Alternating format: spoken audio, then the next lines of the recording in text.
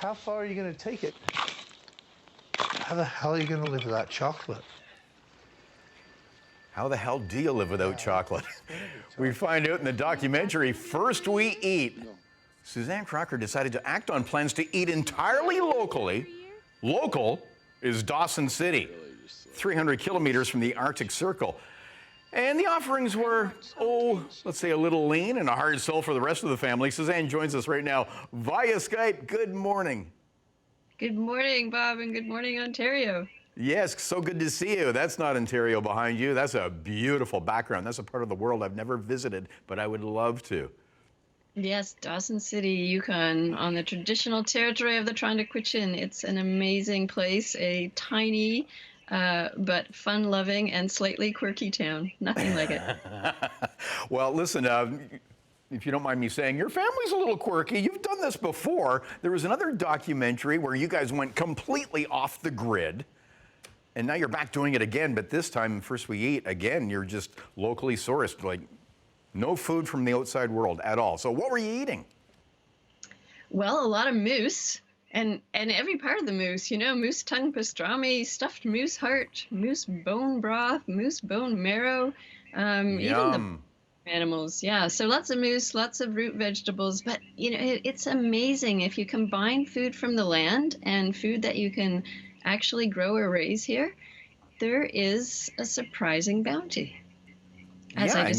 Your documentary proves that. Now, what inspired the documentary? Well, we're pretty vulnerable up here in the north where everything gets shipped in from far, far away, and 97% of our food is trucked in. And that's a total switch from how it used to be. I mean, of course, before colonization, the indigenous folks ate 100% local for thousands of years. And even 100 years ago, Dawson was able to produce 97% of its own food. And now we've done this about switch. And so there's so many implications to that, from the vulnerability, the carbon footprint, the nutrition. And I really wanted to see in this decade if we could get away from our reliance on this long food chain and go back to being able to be self-sufficient for food. Yeah, it is an important experiment because, as you mentioned, so 97% of food trucked in. And we just had a report last week about food prices going up for next year. And, everyone's sensitive to food prices, and the climate crisis is, certainly spurring, from fires to California, you name it. But anyways, it's winding up with the prices going up on store shelves. So this is very important, as you mentioned, for your part of the world. What did you find, what surprised you through this journey? Oh, well, the learning curve was incredibly steep. There were many surprises. I mean, one basic surprise was just how much food was actually being produced here. A lot of our farmers are tucked away up and down and on the far side of rivers, so you don't actually even know what they're doing. So that was a surprise to me. We have dairy cows here. We're the most northern dairy farm in North America. And when I started thinking about this project, I actually didn't even know there were dairy cows on the far side of the river. So that was surprising. Also, just how much of the food was in my own backyard, things that I previously ignored and thought were weeds. And I had my eyes open to all these edible properties of the foods around me, and just how far food can go if you eat all parts. So those were just a few of the surprising things. I suppose another thing was moose nose. Like moose nose and moose tongue and Seriously, pigs. how did this go over with the family, though? Well, not well at first. They were not pleased, and they totally rejected the idea. I mean, I have two hungry teenagers, and the idea of taking all the grocery store food out of the house for a year was a total non-starter for them. But somehow I convinced my husband not to bring any grocery store food in the house, and then the kids kind of had to just follow suit.